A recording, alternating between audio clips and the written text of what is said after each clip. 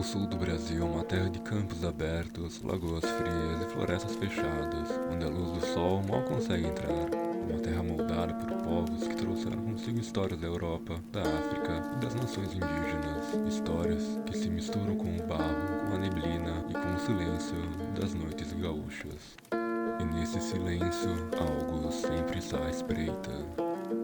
Hoje, vamos mergulhar em 4 lendas que assombram o imaginário do povo sulista. Histórias de tragédia, de fé, de medo, de coisas que ninguém consegue explicar.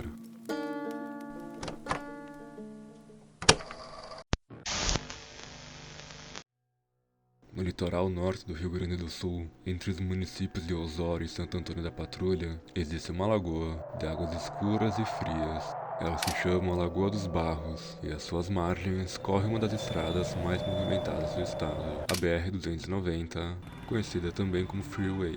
Quem passa por ela de madrugada sabe que existe um aviso não escrito. Não pare o carro se uma mulher vestida de branco pedir carona naquele trecho. Mas essa história não começa como lenda, ela começa como um crime real. A gente apresenta no Justiça Gaúcha desta semana o caso da noiva da Lagoa dos Barros. O ano era 1940. Maria Luísa Hausler era uma jovem de família tradicional de Porto Alegre. Ali ia para um baile germânico, onde havia a escolha da rainha do baile. Seu vestido era branco como o de uma noiva. Durante o baile, ela dançou com vários rapazes e confessou a um deles que terminaria com seu então namorado, Heinz, que na época era visto como uma má influência para a garota. Heinz viu que Maria estava dançando com outros rapazes e a convidou para passear. No dia seguinte, Heinz foi encontrado ferido por um tiro e foi levado ao hospital. Quando pressionado pelos investigadores a respeito do desaparecimento de Maria, ele confessou ter escondido o corpo na lagoa, alegando que ela teria tentado atacá-lo e cometido suicídio após o ocorrido. Dias depois, o corpo da moça foi encontrado nas margens da lagoa, com os pés amarrados pelo próprio casaco e um arame envolto em seu pescoço junto a tijolos. Em 28 de março de 1944, o tribunal do júri condenou Heinz a 12 anos de prisão por homicídio. Ele cumpriu apenas 6.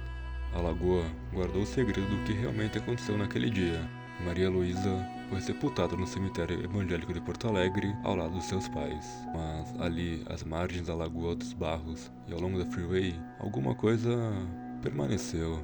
Caminhoneiros que trafegam pelo trecho da madrugada relatam o mesmo avistamento. Uma mulher jovem, vestida de branco, com véu e grinalda, parada no acostamento. Às vezes ela está de costas, olhando para a lagoa. Às vezes está de frente, olhando para os faróis que se aproximam. Alguns motoristas afirmam ter parado, ter deixado a jovem entrar no carro. Descreve uma moça quieta, de expressão serena, que não diz para onde quer ir e que, em algum momento da viagem, enquanto o motorista olha para a estrada, ela simplesmente desaparece. Outros relatam tê-la visto dançar sobre a névoa que se forma sobre a lagoa, nas noites de lua cheia. Uma figura de branco que se move suavemente sobre a água. Há moradores que deixam oferendas no local, perfumes, colares, flores, pedindo proteção para a viagem, como se ela fosse uma espécie de guardiã daquele trecho, uma santa às avessas, feita não de milagres, mas de tragédia. Maria Luísa existe um registro nos arquivos históricos. Seu crime existe em jornais da época. Seu assassino foi julgado e condenado. Mas a noiva da Lagoa dos Barros continua aparecendo na Freeway e continua pedindo carona para lugar nenhum. Talvez seja porque os mortos não conseguem partir enquanto a injustiça que os trouxe não for completamente compreendida. Ou talvez seja porque a memória coletiva de um povo é mais forte do que qualquer explicação racional. De qualquer forma, se você passar pela Lagoa dos Barros de madrugada e uma mulher de branco pedir carona no acostamento, você sabe o que fazer. Um dia fomos de noite na casa de uma tia minha, né? Daí nós ia voltando de madrugada, tava eu e mais 2 amigos. Nós ia descendo embora, daí com um pouco nós paramos de conversar e começamos a escutar uns gritos longe, né? Daí comecei a me imitar, né, os gritos. E daí quando mais a gente imitava, mais perto vinha, né, os gritos. Quando a gente viu, tava 200 metros longe de nós. Se você já viajou de madrugada pelo interior do Rio Grande do Sul, por aquelas estradas de terra que corta mato e some no escuro, provavelmente alguém mais velho já te avisou. Não pare o carro se ouvir alguém gritando no mato. Não importa o que for, não pare. Esse conselho tem nome e se chama o gritador. A lenda do gritador é uma das mais difundidas no interior gaúcho, especialmente nas regiões de mata densa como a Serra Gaúcha, o Alto Uruguai e a fronteira com Santa Catarina. Ela não tem uma origem única, é daquelas histórias que parecem ter nascido do próprio mato, de geração em geração, de boca em boca. A figura do gritador é descrita de formas diferentes dependendo de quem conta. Alguns dizem que é um homem alto, magro e escuro, que caminha encurvado entre as árvores. Outros dizem que é uma sombra sem forma definida. Há quem afirme que tem olhos que brilham no escuro como brasa. Mas uma coisa é unânime em todos os relatos: o grito. O gritador emite um grito que parece humano. Às vezes parece uma criança perdida, às vezes um homem pedindo socorro, às vezes uma mulher chamando por alguém. O som é sempre convincente o suficiente para fazer qualquer pessoa parar o que está fazendo, ou parar o carro, e querer ajudar. E é exatamente aí que o perigo mora. Segundo a lenda, quem para o carro, abre a janela, ou pior ainda, entra na mata para investigar o grito, nunca mais é visto da mesma forma. Alguns voltam com a expressão vazia, incapazes de descrever o que viram. Outros somem por horas e aparecem quilômetros de distância, sem memória do que aconteceu. E há relatos mais sombrios, de pessoas que simplesmente não voltam. Moradores do interior contam que animais domésticos farejam perigo antes dos humanos. Cachorros que latiam a noite toda sem motivo, olhando para a mata. Cavalos que se recusavam a seguir por determinados trechos de estrada. Uma história que circula é de um tropeiro que, numa madrugada fria, ouviu o que parecia ser uma criança chorando na beira da estrada. Desceu do cavalo. O animal não o deixou ir, empinou, xingou, fez todo o possível para tentar segurá-la. Porém, o homem entrou na mata e, na manhã seguinte, encontraram marcas estranhas no barro. Marcas que ninguém soube explicar. Alguns estudiosos do folclore sul-rio-grandense associam o gritador a antigas crendices trazidas por imigrantes europeus. Os alemães e italianos tinham entidades similares em suas florestas. Outros apontam para raízes nas culturas indígenas Caigangue e Guarani, que sempre respeitaram a mata como um espaço habitado por forças que não pertencem ao mundo dos vivos.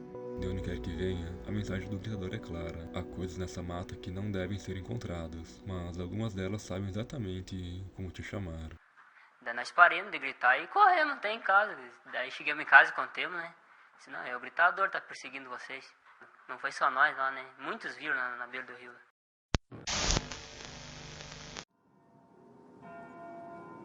Nem toda história do sul nasce do medo. Algumas nascem da fé. E do que acontece quando a fé encontra algo que não deveria existir. No município de Farroupilha, na Serra Gaúcha, a pouco mais de 100 quilômetros de Porto Alegre, imigrantes italianos construíram em 1890 uma pequena igreja em devoção a Nossa Senhora de Caravaggio.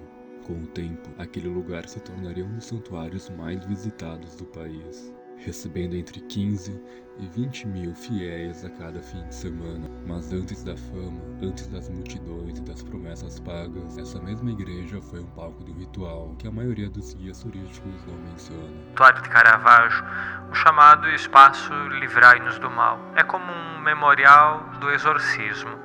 Era 1947, uma mulher do interior do Rio Grande do Sul havia se casado na igreja de Nossa Senhora de Caravaggio. Ao sair da missa, depois da cerimônia, ela desmaiou na soleira da porta, foi socorrida e levada para a casa da família, na linha Jacen, interior do município.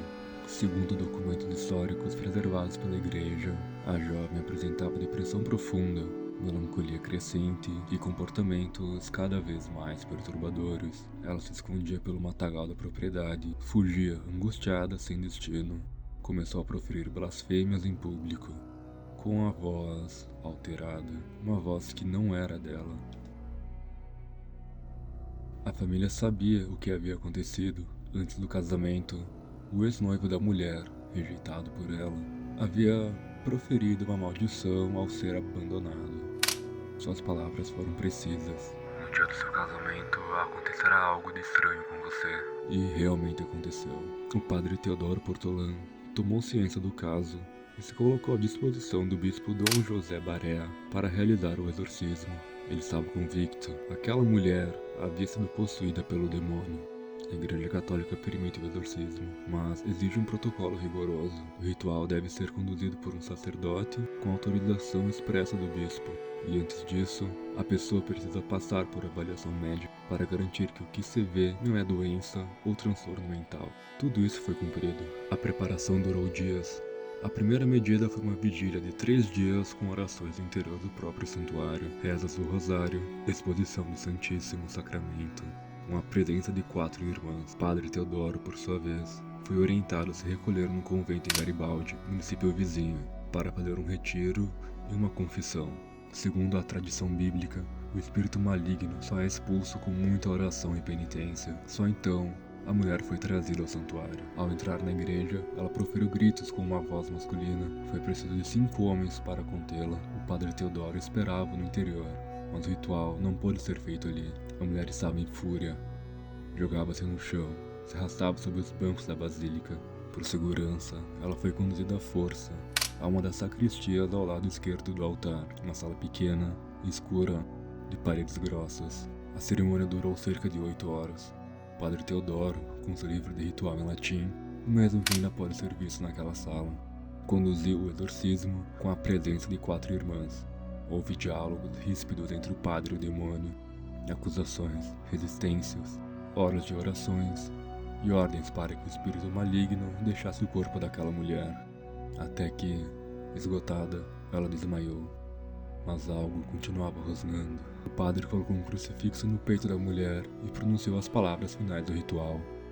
Em nome de Jesus Cristo, teu soberano e Senhor, presente na hóstia consagrada, retira-te dessa pessoa e vai para o teu lugar destinado por Deus, o Criador do céu e da terra.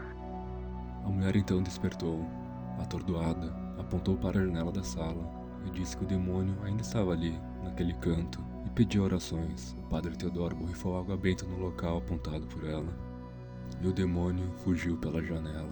As grades daquela janela ficaram retorcidas. Até hoje, quem visita a sacristia, agora batizada de Espaço Livrai-nos do Mal, desde 2018, pode ver aquela pequena janela e as grades. O padre Josimar Romio, que trabalha no santuário desde 2016, é honesto sobre o que sabe e o que não sabe. O ritual de exorcismo foi realmente feito e o diabo saiu pela janela. A sala permaneceu fechada por muito tempo depois do ocorrido.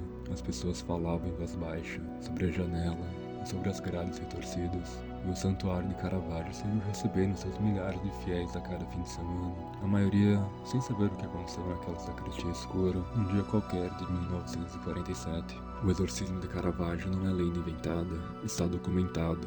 Tem o nome do padre, nome do bispo, tem livro de ritual ainda exposto na sala. Tem uma janela que, segundo os relatos, nunca mais ficou direita. E tem uma mulher, cujo nome a igreja nunca revelou, que entrou naquela sala possuída e saiu ela mesma. Porém, quando foi parar o que habitava nela, ninguém sabe ao certo, apenas de que algo saiu por aquela janela. A pessoa atormentada ficou bem, com a graça e a bênção de Deus e a intercessão de Nossa Senhora de Caravaggio. No município de Bagé, no extremo sul do Rio Grande do Sul, existe um lugar chamado Panela do Candal, uma depressão profunda no leito do rio Bagé. Tão funda que ninguém nunca mediu o fundo. A água é escura, quieta, que não segue a mesma lógica do resto do rio. E nessa panela, por muito tempo, viveu uma criatura. Era uma cobra de tamanho impossível, imensidão de metros, dizem os que tentam descrevê-la.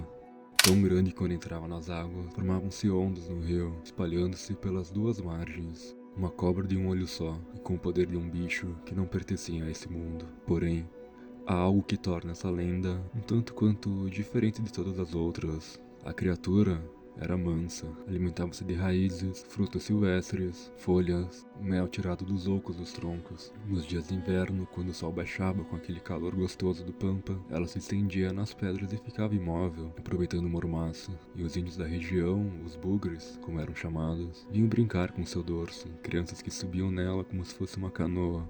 A cobra não agredia ninguém, e ninguém a agredia, porque ninguém conseguia. Sua pele era grossa, escorregadia, impossível de ser penetrada e muito menos arranhada. Mas então chegaram os colonizadores. Com os homens do tenente-general Dom Diogo de Souza vieram armas de fogo, e pela primeira vez a cobra sentiu que era dor.